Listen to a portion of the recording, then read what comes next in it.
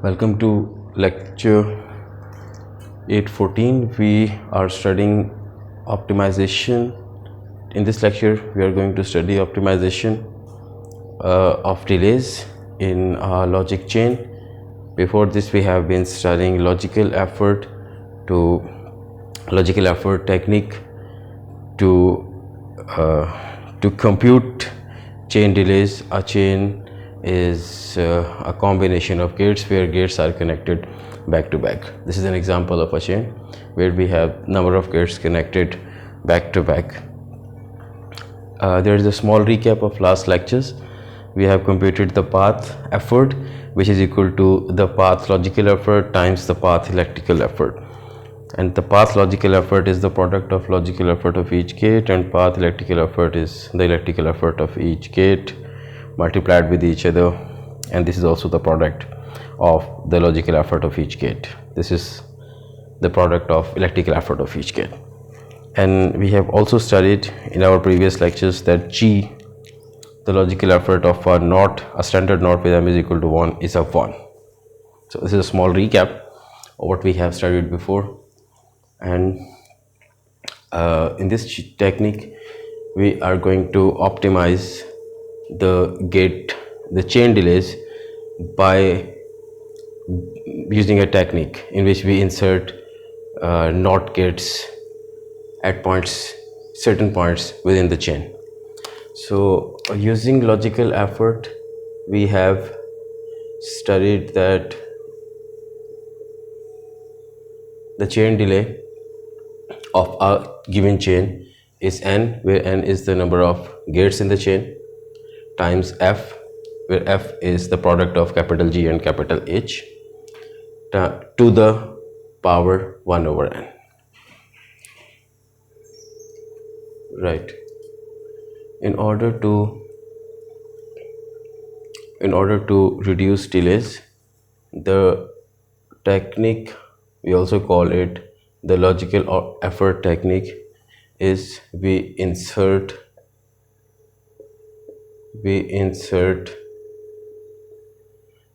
NOT gates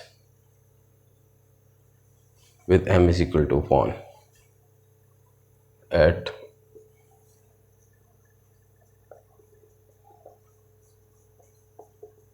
certain points.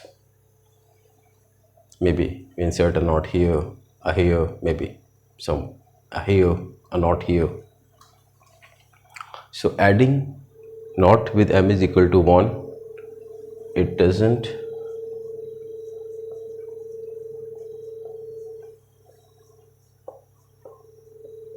affect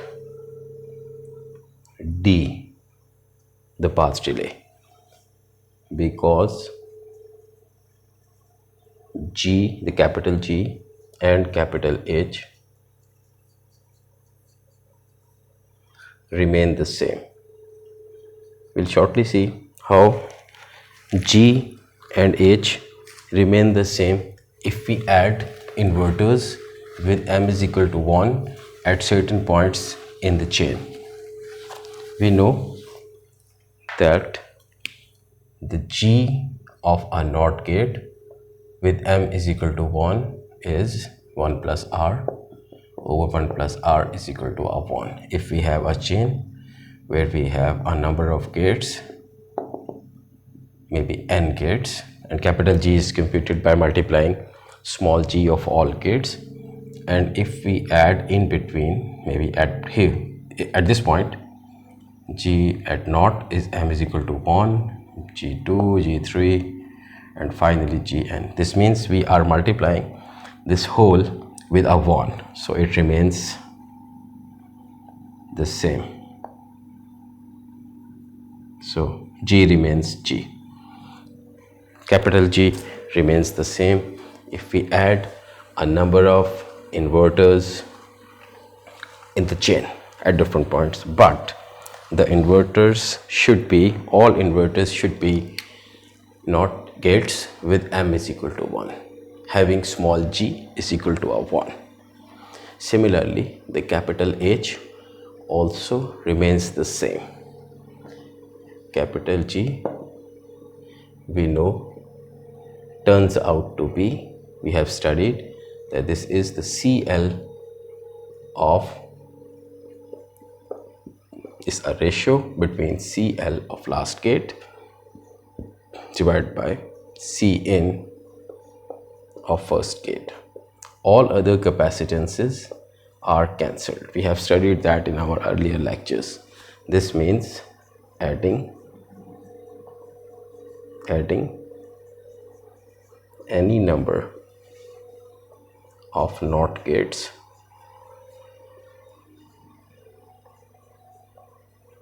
in the chain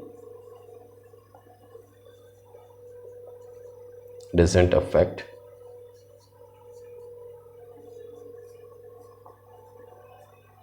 capital H. If we insert any number of NOT gates within the chain, the capital H is the capacitance that is driven by the last gate divided by the input capacitance of the first gate. So if we add inverters at certain points in the chain, that won't affect capital H. So we have seen that adding number of inverters with m is equal to 1 neither changes capital G nor it changes capital H. This means it doesn't affect capital F, which is the product of capital G and capital H. So F, which is the product of capital G and capital H, since capital G is unaffected, capital H is not affected, so F remains the same.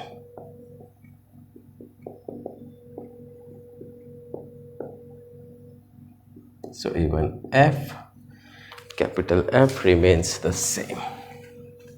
It's a very interesting fact. And another interesting fact is that if we add a number of gates, NOT gates, we see that the delay, which is n times f to the 1 over n plus p, assuming the parasitics to be 0, parasitic delays to be 0, day is n times f to the 1 over n. Let's see if we increase n by adding extra inverters. If we add an inverter here, it's a NOT with m is equal to 1. That will change n to n plus 1. This n would be changed to n plus 1. This n would be changed to n plus 1. But the f remains the same because it doesn't affect G, neither affects G nor H. So that leads us to a very interesting observation, which we will observe with the help of an example where we are given an F 200 and 3 and these 3. We have only 3 gates in the circuit and we have yet not introduced this inverter. Right, what would be the delay in this case? That would be n times f 1 over n, where p is 0. So n would be 3 times f 200 to the 1 over 3. This gives us a delay equal to 17.54. If we add an extra inverter in the path, n becomes 4, and now we have f remains the same, 4 200 1 over 4. The answer is 15.04. Let's try it for n is equal to 5, d is equal to 5, 200 to the 1 over 5. This gives us 14.43.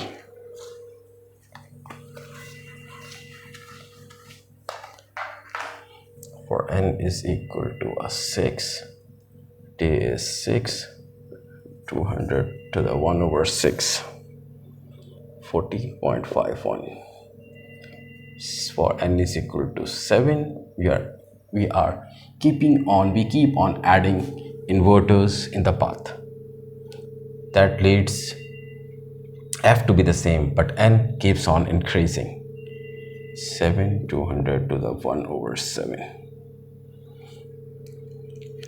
This gives us a delay 14.92, and for n is equal to 10, this is 10 200 to the 1 over 10, 16.99. We see that as we increase n, the delay decreases, but here it increases again. So if we plot this delay versus capital N, we see a bowl-like shape. Where S is the optimum value of n for which we get the minimum delay. We'll keep on studying chain delays in our next lectures. Thank you.